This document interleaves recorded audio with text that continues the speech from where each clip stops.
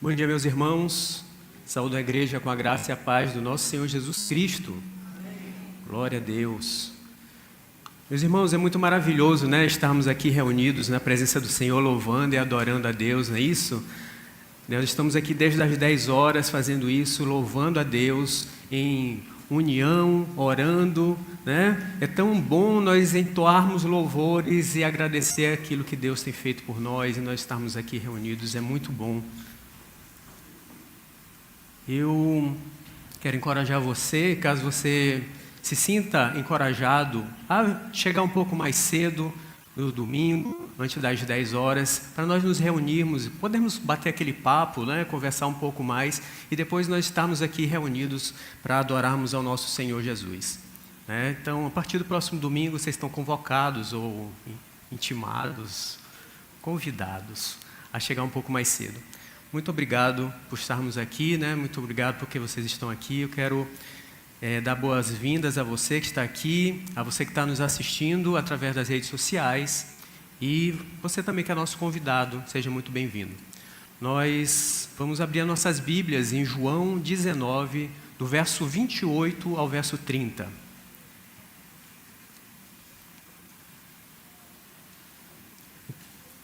João 19, do verso 28 ao verso 30.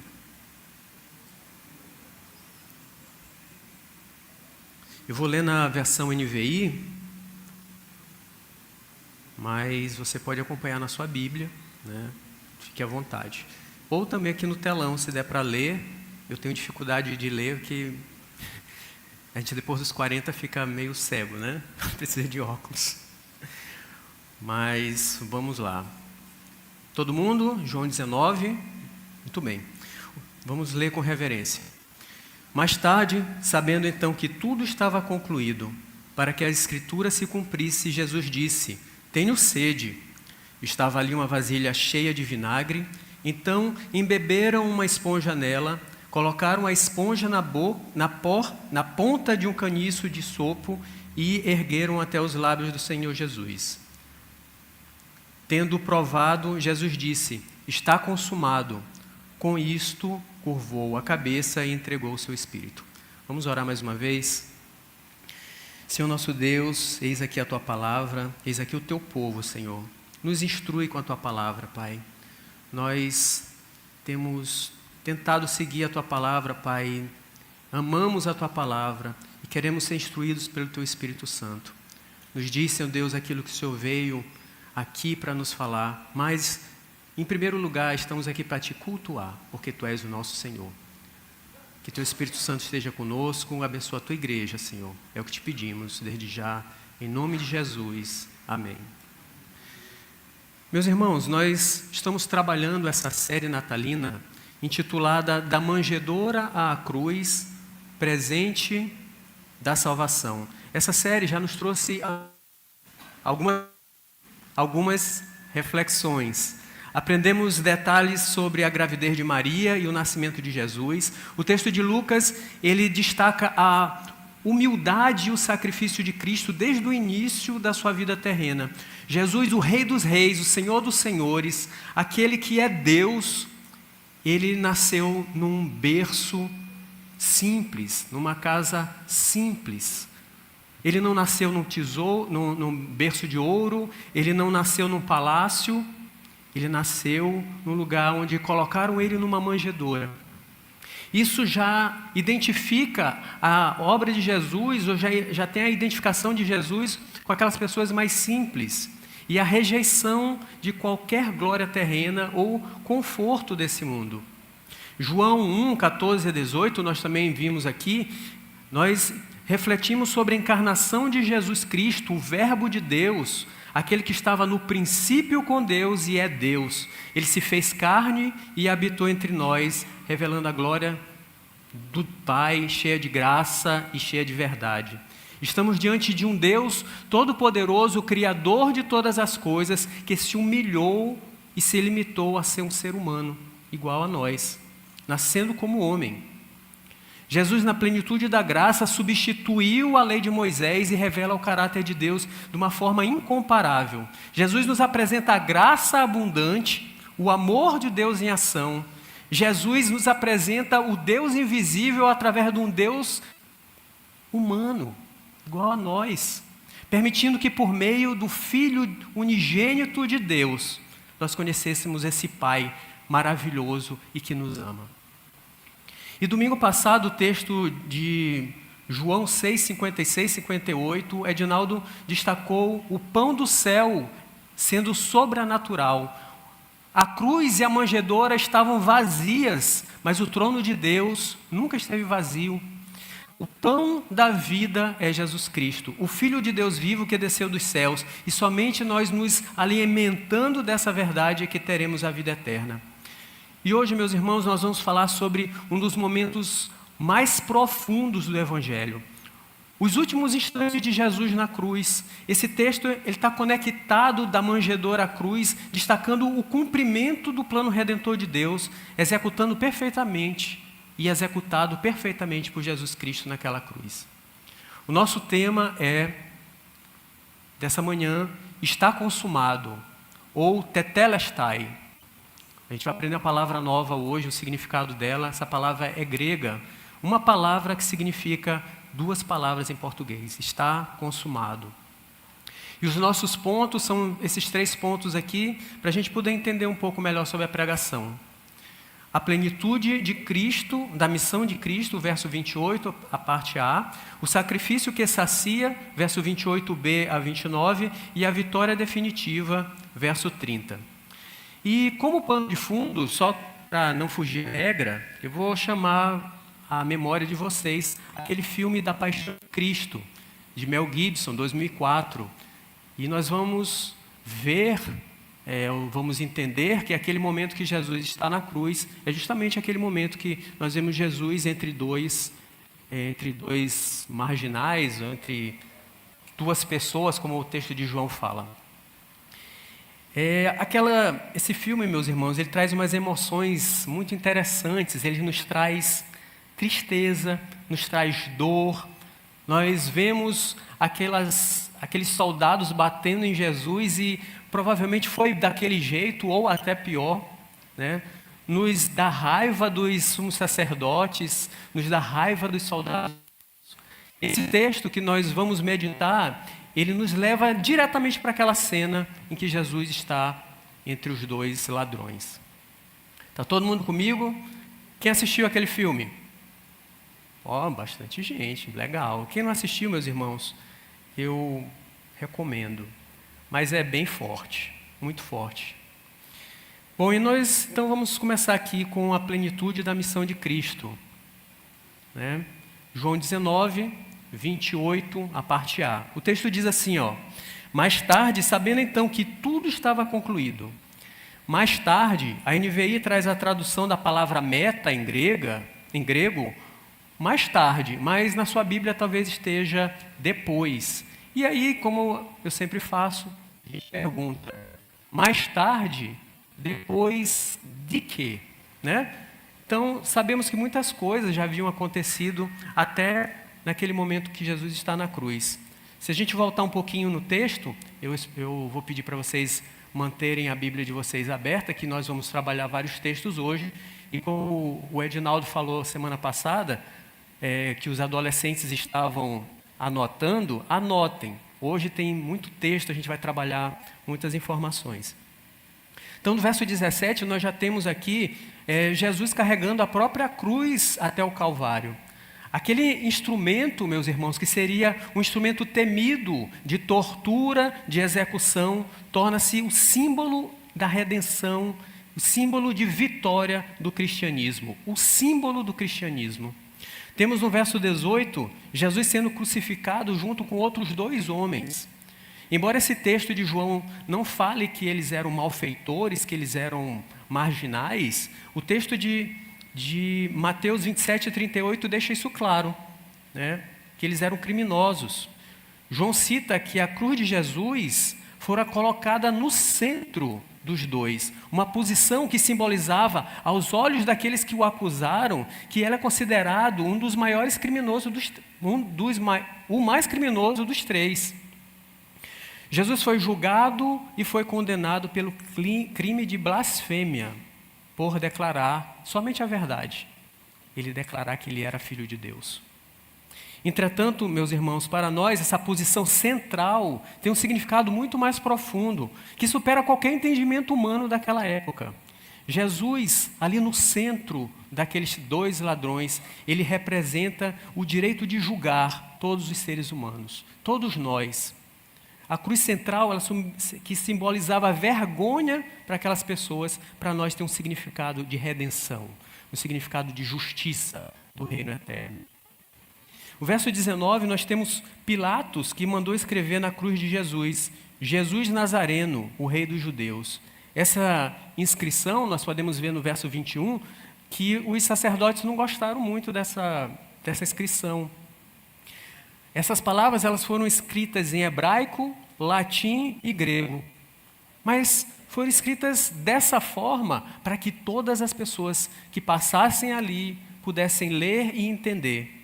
Os judeus religiosos, eles liam em hebraico, os representantes políticos do Império Romano liam em latim, e os pensadores e cidadãos daquele mundo helenístico liam em grego. Todos viram aquilo que estava escrito. Pilatos, ele tentou escrever daquela forma, provavelmente com a intenção de zombar dos judeus, afirmando ironicamente que aquele crucificado era seu rei.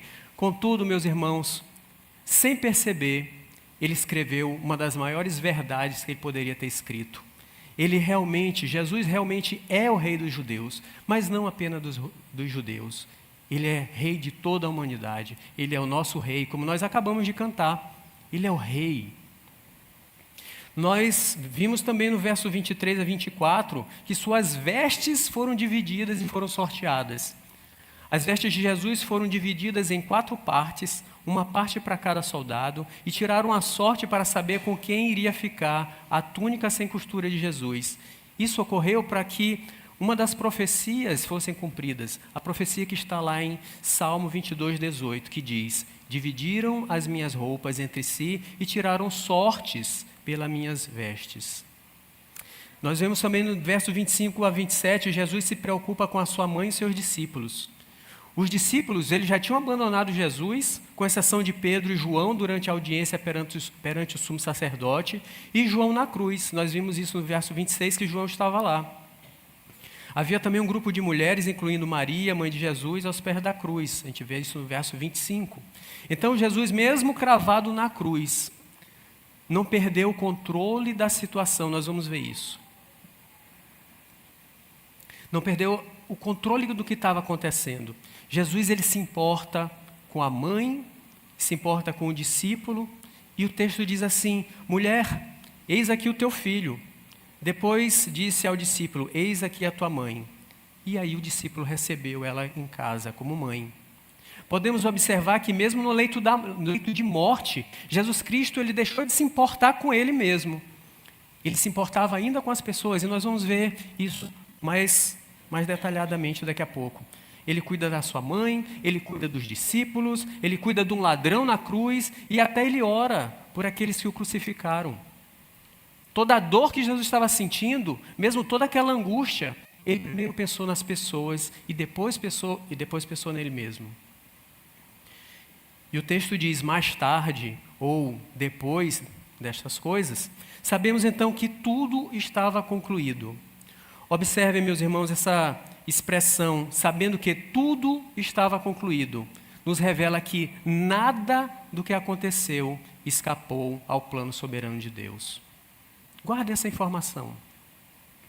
Jesus foi duramente açoitado, mesmo antes de ser julgado, ele foi humilhado, ele foi coroado com uma coroa de espinhos, ele foi forçado a carregar uma cruz pesadíssima. Ele provavelmente estava sentindo muitas dores naquele momento. Mas, apesar de todo o sofrimento, ele demonstrou que nada tinha passado aos seus olhos. Nada. Estava tudo no controle. Estava tudo ok. Ele estava completamente lúcido.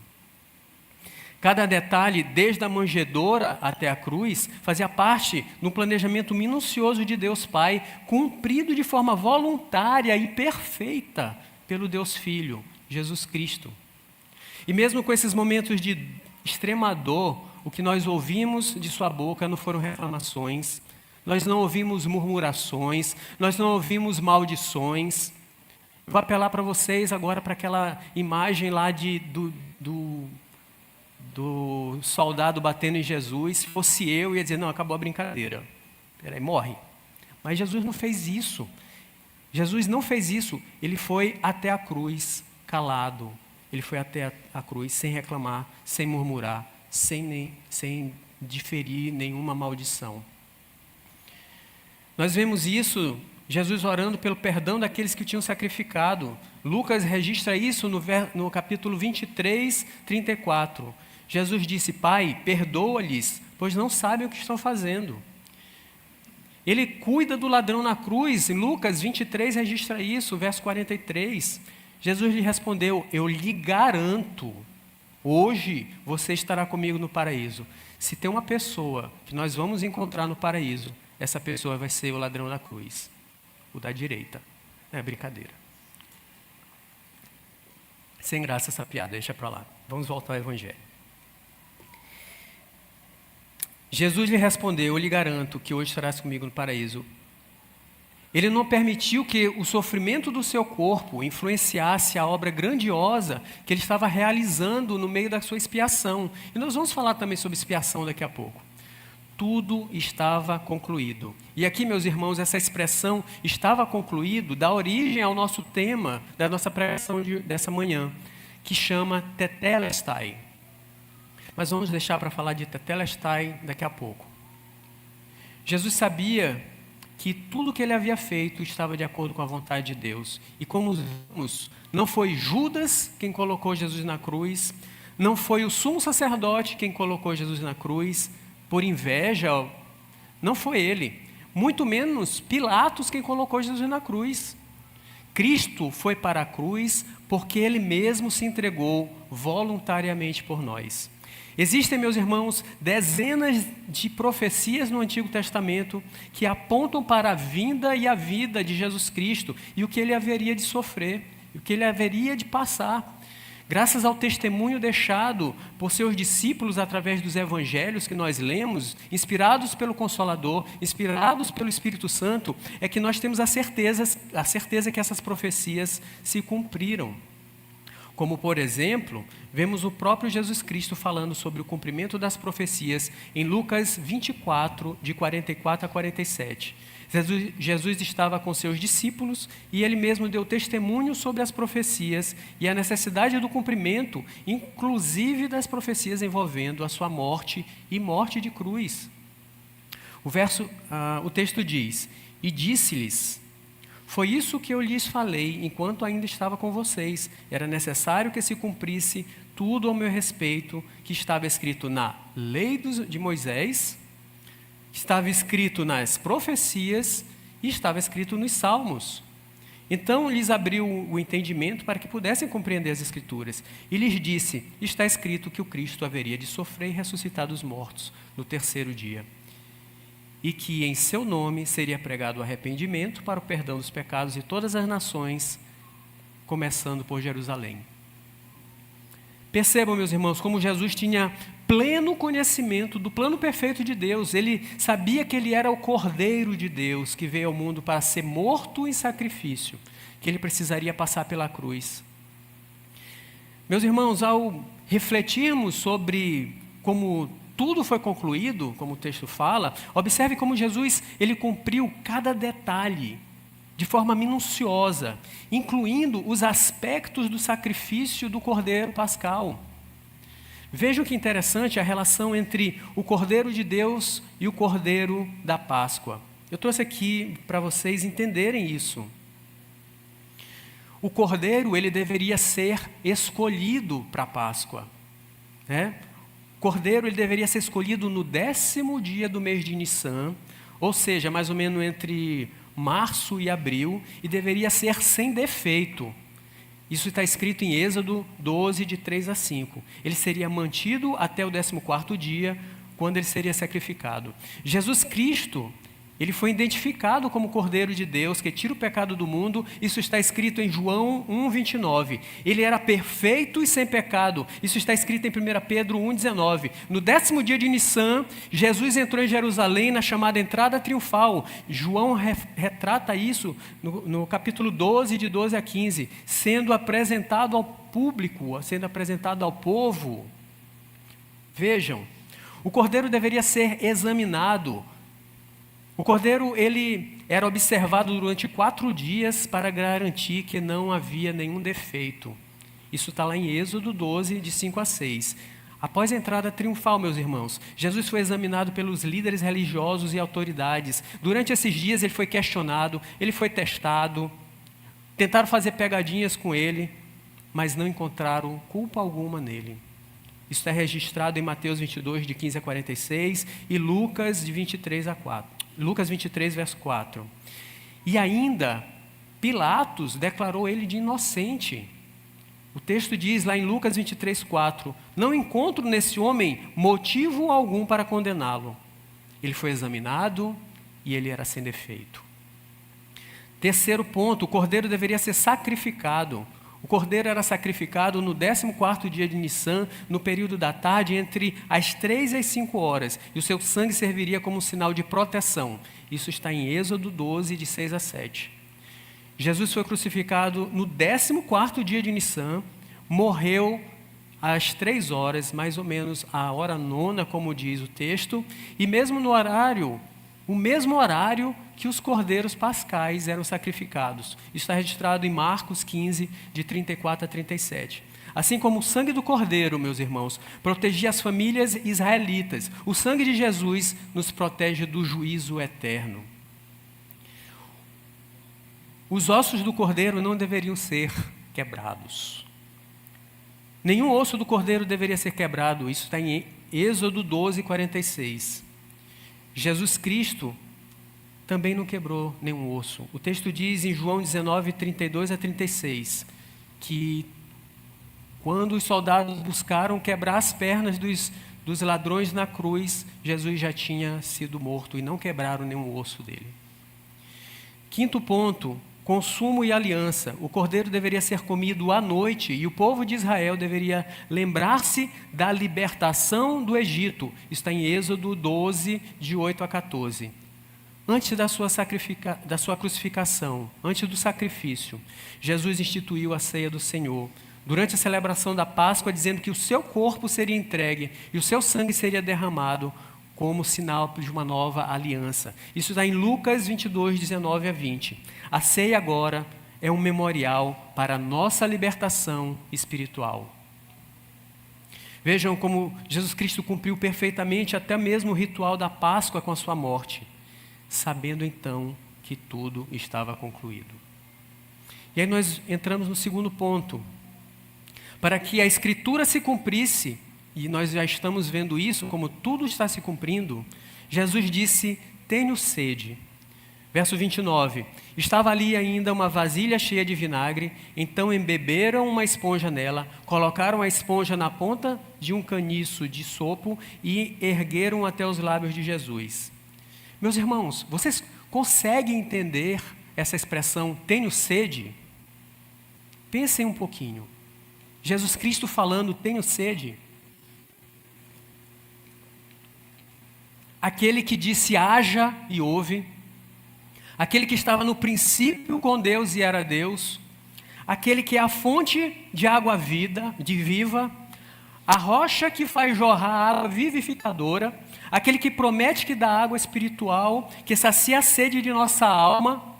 Agora ele padece com uma das mais básicas necessidades do ser humano. Tenho sede.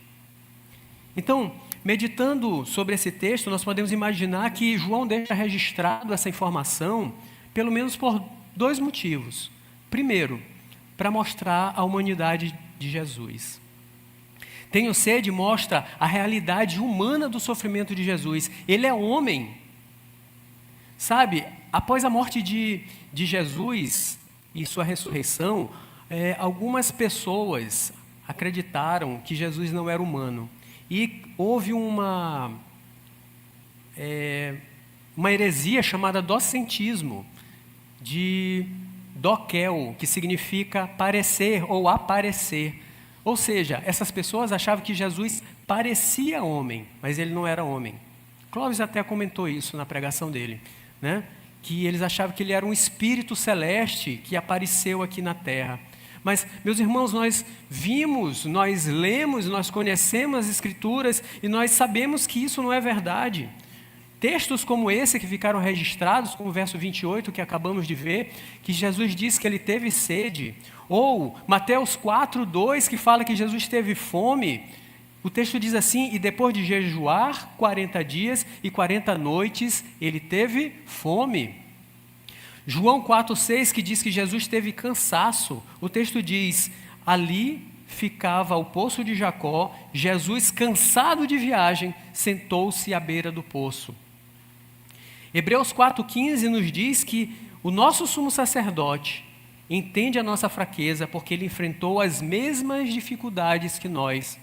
O texto diz: pois não temos um sumo sacerdote que não possa se compadecer das nossas fraquezas, mas sim alguém que como nós, passou por todo tipo de tentação, porém sem pecado. Tenho sede, meus irmãos, mostra que Jesus teve as mesmas necessidades que nós. Ele teve sede, ele teve fome, ele teve raiva, mas não pecou. Para cumprir as Escrituras. Para cumprir as Escrituras é o segundo ponto, né? Vejam, vamos ler novamente o verso 29, o texto diz assim: estava ali uma vasilha cheia de vinagre. Então embeberam uma esponja nela, colocaram a esponja na ponta de um caniço de sopo e ergueram até os lábios de Jesus. Esse verso 29, meus irmãos, ele cumpre duas profecias. Salmo 22:15 e Salmo 69:21. Salmo 29:15 diz: meu vigor secou-se como um caco de barro e a minha língua gruda no céu da boca. Deixaste-me no pó à beira da morte. E Salmo 69:21 diz: puseram fel na minha comida e para matar-me a sede deram-me vinagre. O descendente de Davi teria sede e dariam vinagre para ele. Jesus teve sede porque ele era humano, mas Jesus também teve sede para poder matar a nossa sede espiritual. Jesus sofreu o que sofreu para que nós, enfim, tivéssemos acesso à água viva, de graça, meus irmãos. Ele tanto falava dessa água viva e somente pela morte dele é que tivemos acesso a essa água viva. A cruz de Cristo foi muito pesada. A cruz de Cristo não foi fácil para Jesus, mas ele cumpriu o que ele tinha que cumprir. Vocês conseguem entender agora essa expressão tenho sede? Outra coisa interessante, meus irmãos, essa expressão tenho sede não quer dizer que Jesus estava suplicando alguma coisa com paixão. Ele não estava pedindo para amenizar o sofrimento dele. Não, meus irmãos. Com tudo isso que nós já vimos agora, nós sabemos que tenho sede só estava representando as Escrituras e que ele era humano. O sacrifício de Jesus na cruz foi excruciante. O preço foi muito alto. Além de todo o sofrimento sofrido na carne, ele ainda experimenta uma coisa mais dolorosa ainda. Ele experimenta um desligamento do Deus Pai. Eles que estavam ligados por toda a eternidade, desde sempre. Agora, nesse momento, Jesus recebe sobre ele todos os nossos pecados. Todos os pecados de todas as pessoas, de Adão e Eva até a última pessoa que vai nascer. Todos esses pecados foram para Jesus. Deus não pôde suportar aquilo. E por alguns instantes, ele se separa de Jesus. Jesus se sente só naquela cruz. Entendem o que é pagar um alto preço? Meus irmãos, se tem alguém que merecia estar naquela cruz, não era Jesus. Se tem alguém que merecia estar naquela cruz, éramos nós. Estamos aqui presentes. E todos aqueles que já viveram e ainda vão viver.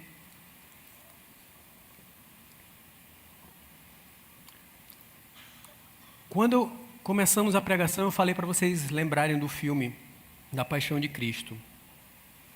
Vocês sabem que se vocês já leram a respeito disso, vocês sabem que quem pregou a mão do ator lá naquele filme foi o próprio Mel Gibson, representando ele e toda a humanidade, que ele estava pregando Jesus na cruz, como nós estávamos pregando Jesus na cruz.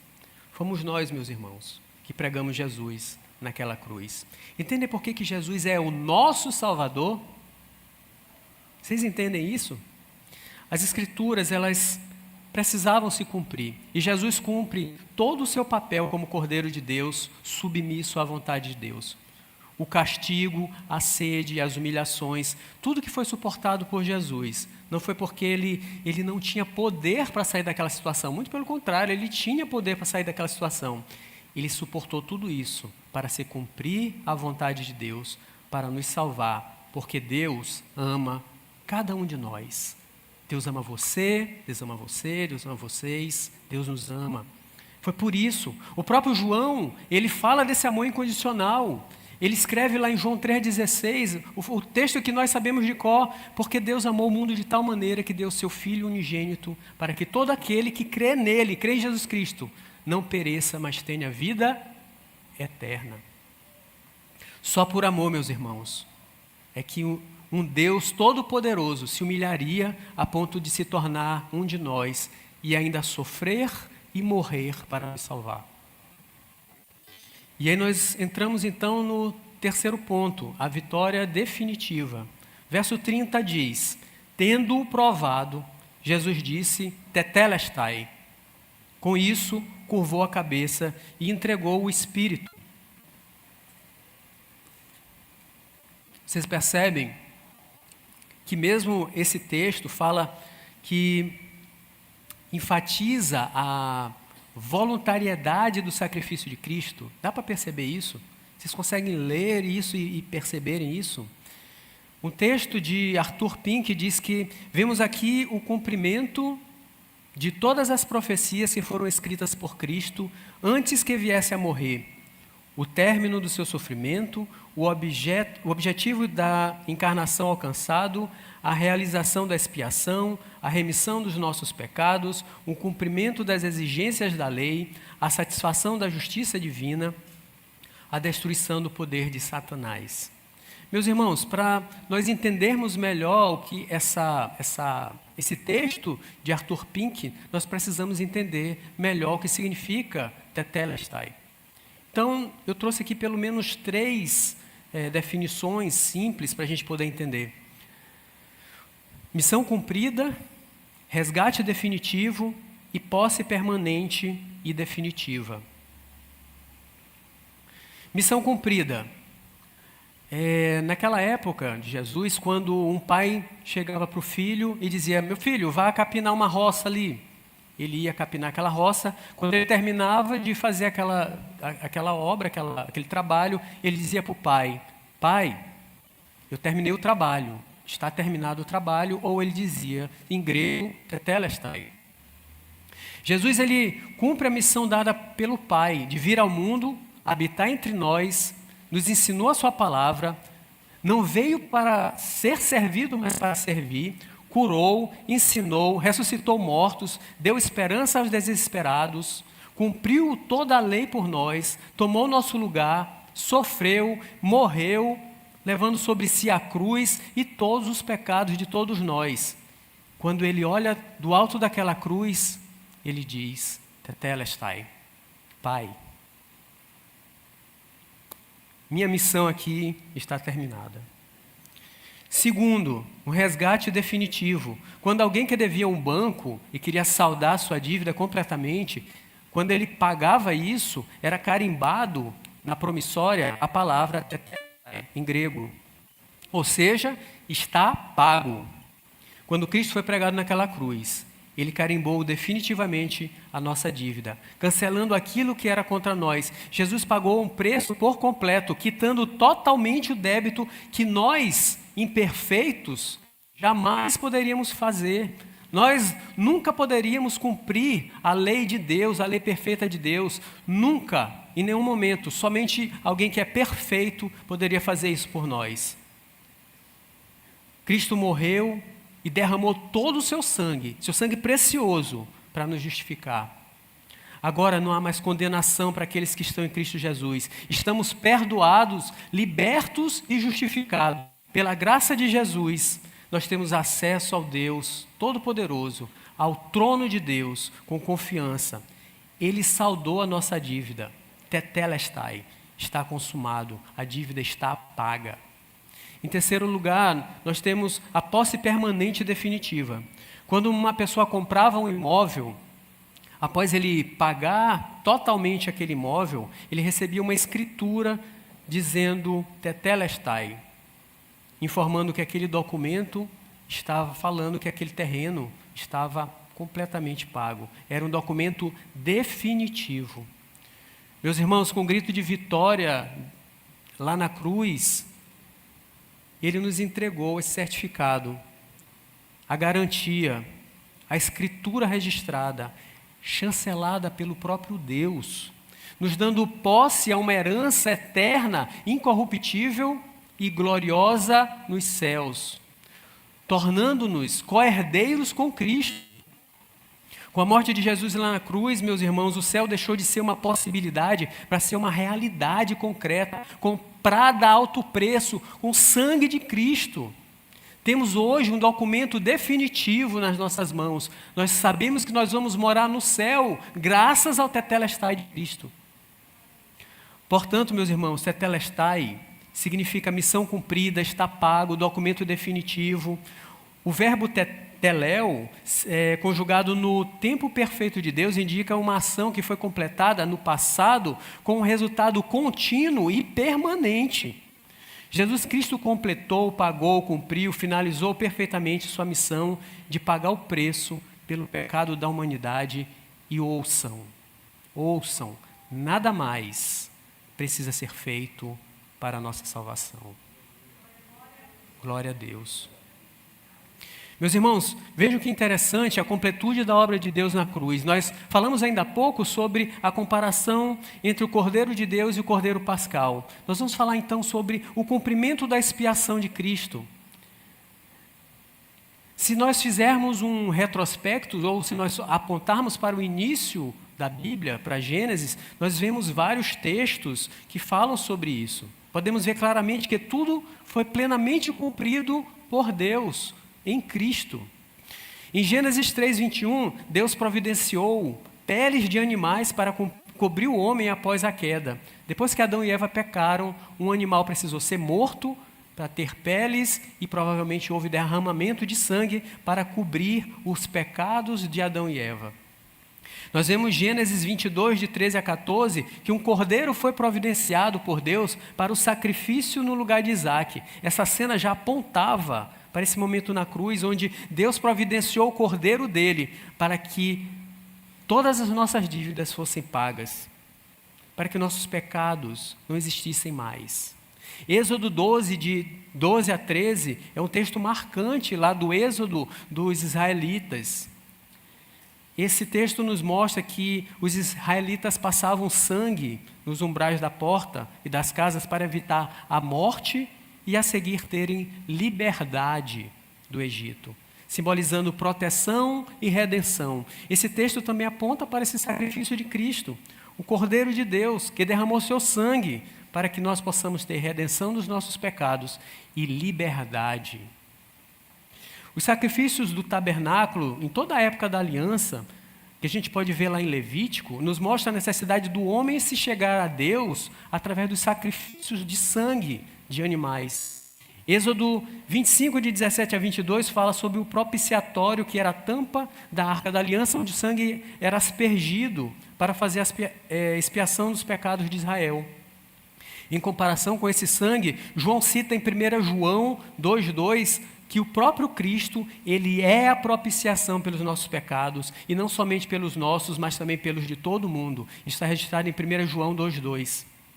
Esse sangue aspergido sobre a tampa do propiciatório apontava para o sacrifício de Cristo, e o derramamento do sangue cobriria de forma definitiva todos os nossos pecados. Assim não haveria mais necessidade de animais morrerem, e nem de homens intercedendo por nós. Nós temos livre acesso. texto de Mateus 27, 51 fala sobre isso. E eis que o véu do santuário se rasgou em duas partes, de alto a baixo, e houve um terremoto e as rochas se fenderam. Agora, meus irmãos, qualquer um de nós temos acesso a Deus através do sangue derramado de Jesus Cristo naquela cruz. O sacrifício de Jesus foi perfeito, foi definitivo e foi eterno. E nada mais precisa ser feito para nós alcançarmos a nossa salvação. Meus irmãos, e em último lugar, e não menos importante, é fundamental nós lembrarmos que Jesus cumpriu a promessa feita por Deus lá no Éden, registrada lá em Gênesis 3,15, conhecida como o proto-evangelho, ou o primeiro evangelho que nós conhecemos. O texto diz: porém, inimizade entre você e a mulher, entre a sua descendência e o descendente dela. Este lhe ferirá a cabeça e você lhe ferirá o calcanhar. Essa profecia apontava para a obra redentora de Cristo. O descendente da mulher que esmagaria a cabeça da serpente, derrotando o pecado, derrotando a morte e derrotando Satanás. Na cruz, ao proclamar Tetelestai, está consumado, Jesus declarou que a promessa feita por Deus para Adão e Eva e para toda a humanidade havia sido cumprida. Com isso, meus irmãos, a gente pode entender que Tetelestai não foi um grito de agonia. Tetelestai foi um brado de vitória. Glória a Deus, meus irmãos. E nós vamos, então, encerrar. Trouxe algumas aplicações para a gente pensar sobre isso durante a semana. Espero que vocês tenham percebido como esses 3 versículos têm um significado tão grande e tão eterno para nós que somos cristãos.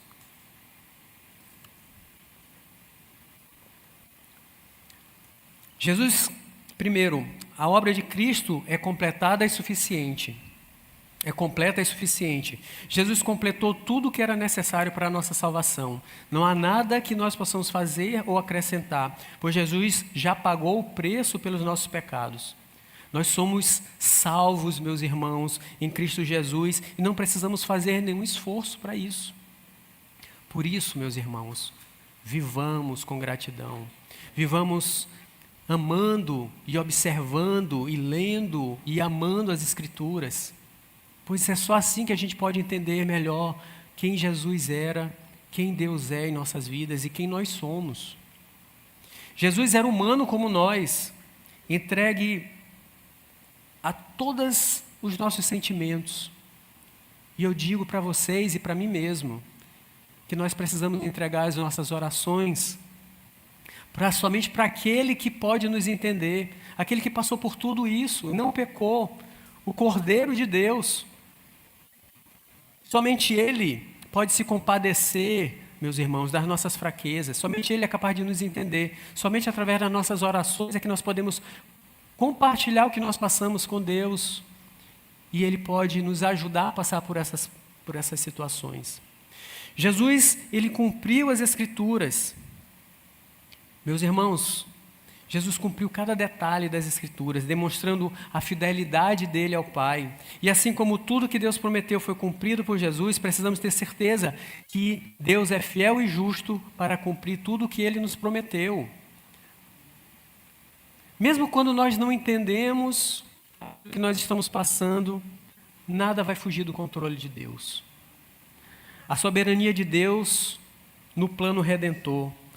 Nada do que aconteceu, meus irmãos, está fora do controle. Cada detalhe. Eu não sei o que você está passando hoje. Eu não sei o que você tem passado, se tem sentido dores, se tem passado por situações difíceis. O que eu tenho para dizer para vocês é que Jesus, Ele sabe de todas as coisas. Nada passa do seu controle. Ele sabe quem você é. Ele conhece cada detalhe da sua vida. Ele tem contado os fios de cabelo da sua cabeça. Orem, busquem o Senhor Jesus Cristo. O texto de João 16:33 diz: eu lhes disse essas coisas para que em mim vocês tenham paz. Nesse mundo vocês terão aflições. Contudo, tenham ânimo, eu venci o mundo. Meus irmãos, nós somos mais que vencedores em Cristo, pois a sua vitória já foi conquistada na cruz. Nós vimos isso. E em quinto lugar, o amor de Deus demonstrado na cruz. A cruz, apesar de ser um instrumento de tortura, transformou-se para nós que cremos em Cristo como um símbolo de amor de Deus por nós. Todo o sangue de Cristo que foi derramado, todo o sofrimento, toda a humilhação que Jesus passou, todos os pecados que Ele levou sobre si. Imaginem, tudo isso, meus irmãos, não seria diferente se não fosse um Deus de amor que nos ama. Então, todas as vezes que nós estivermos achando que Deus nos abandonou, que nós estamos desmotivados, que a nossa fé cessou, olhemos para a cruz, olhemos para o sacrifício de Jesus. Ele não morreu em vão, Ele nos ama tanto que morreu e derramou seu sangue. Então, meus irmãos, nós não somos abandonados. Não somos abandonados. Em vez de nos abandonar, Deus buscou a humanidade em Cristo, assumiu a nossa culpa por pura graça. Então, meus irmãos, esse tetelestai de Cristo nos mostra a importância que tem, desde o nascimento de Cristo até a morte de cruz, o amor de Deus por nós. Louvemos o nosso Senhor, louvemos Ele porque Ele é digno. Vamos orar mais uma vez? Senhor nosso Deus e Pai, nós te louvamos, Pai, por quem Tu és. Nós te agradecemos maravilhosamente, Senhor, porque Tu morreste na cruz. Não éramos dignos, Senhor, daquilo. Nós pecamos, nós somos pecadores, somos imperfeitos. Jamais nós poderíamos pagar o preço, Pai. Somente Jesus Cristo poderia fazer isso. Nos incomoda, Senhor Deus, a cada dia mais buscar a Sua presença, a buscar Deus, Pai, a buscar Teu Filho, a sermos gratos por essa morte na cruz. Louvamos ao Teu nome, Senhor. Pai, cada um de nós estamos aqui hoje, que o Senhor nos dê sabedoria, entendimento e conhecimento da Tua palavra. Que essa palavra faça brotar em nós uma emoção, não de raiva por aquelas pessoas que o maltrataram, mas por gratidão. Nos abençoa, meu Senhor, nos abençoa, nos dê a Tua bênção, mas nos mostre, Senhor Deus, tudo aquilo que precisamos fazer para continuarmos na Tua presença. Te amamos, Te louvamos, Te bendizemos, em nome de Jesus Te agradecemos. Amém.